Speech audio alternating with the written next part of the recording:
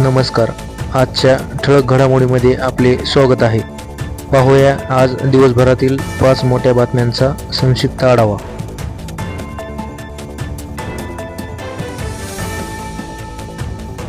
राज्यात पावसाचा धुमाकूळ. पुणे, नाशिक, जळगाव आणि धुळे जिल्ह्यांना हवामान विभागाचा रेड अलर्ट.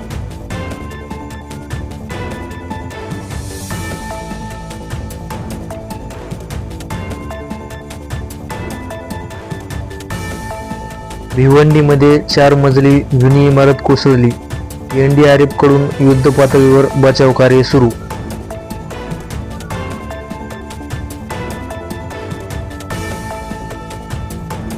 मुंबई हायकोर्टाच्या आदेशानंतर मंत्रालयातील कॅन्टीनची एफडीए कडून अचानक पाहणी.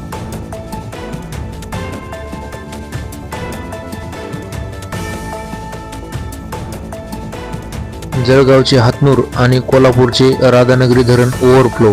नद्यांना महापूर.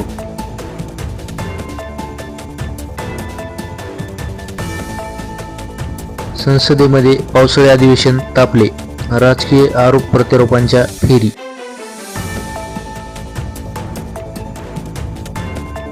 राज्यात जुलैच्या शेवटी पावसाने रौद्र रूप धारण केले आहे. हवामान विभागाने पुणे आणि नाशिकच्या घाटमाथ्यासह धुळे, जळगाव आणि पालघर जिल्ह्यांसाठी रेड अलर्ट जारी केला आहे. तर मुंबई, ठाणे आणि रायगड परिसराला ऑरेंज अलर्ट देण्यात आला आहे. पुण्यातील एकता नगर परिसरात सखल भागात पाणी साचल्याने नागरिकांची धांदल उडाली. तर खडकवासला धरणातून मोठा नदीत पाण्याचा मोठा विसर्ग सुरू आहे. जळगावमधील हातनूर धरणाचे सर्व 41 दरवाजे उघडण्यात आले असून तापी नदीकाठच्या गावकऱ्यांना सतर्कतेचा इशारा देण्यात आला आहे. कोल्हापूरचे राधानगरी धरण पूर्ण भरल्याने स्वयंचलित दरवाजे उघडे केले आहेत. नागरिकांना विनाकारण बाहेर न पडण्याचे आवाहन प्रशासनाने केले आहे. ठाणे जिल्ह्यातील भिवंडी येथे अत्यंत दुर्दैवी घटना घडली आहे. एका जीर्ण अवस्थेत असलेल्या 4 मजली इमारतीचा भाग अचानक कोसळला.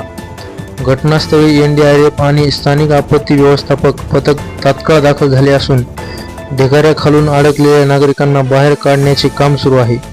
प्रशासनाने जीवितहानी टाळण्यासाठी आजूबाजूच्या धोकादायक इमारतींमधील रहिवाशांना सुरक्षित स्थळी हलवण्यास सुरुवात केली आहे.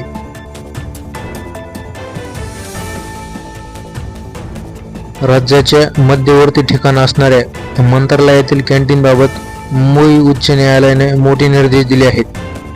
कॅन्टीनमधील अन्नाचा दर्जा आणि स्वच्छता दाखल झालेल्या याचिकेत दखल घेत कोर्टाने अन्न व औषध प्रशासनाला तात्काळ तपासणी करून अहवाल सादर करण्याचे आदेश दिले आहेत.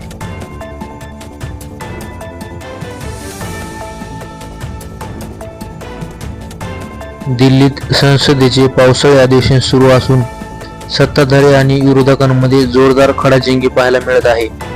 नीट यूजी परीक्षे गैरव्यवहार प्रकरणी, महागाई आणि शेतकरी मुद्द्यांवरून विरोधकांनी संसद भवनात जोरदार घोषणाबाजी केली. दुसरीकडे लोकसभा परीक्षांमध्ये पारदर्शकता आणण्यासाठी आणि पेपरफुटी रोखण्यासाठी केंद्रीय विधेयक मंजुरीच्या दिशेने पुढे सरकत आहे. महाराष्ट्र विधानसभेतही येत्या निवडणुकीच्या पार्श्वभूमीवर विविध विकास कामांचे भूमिपूजन आणि घोषणांचा धडाका सुरू आहे.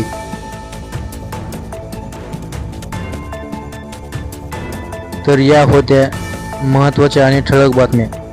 महाराष्ट्रातील हवामान अपडेट आणि पावसाची प्रत्येक ताजी बातमी सर्वात आधी जाणून घेण्यासाठी आमच्या व्हिडिओला लाईक करा, शेअर करा आणि चॅनलला सबस्क्राईब करायला विसरू नका. धन्यवाद.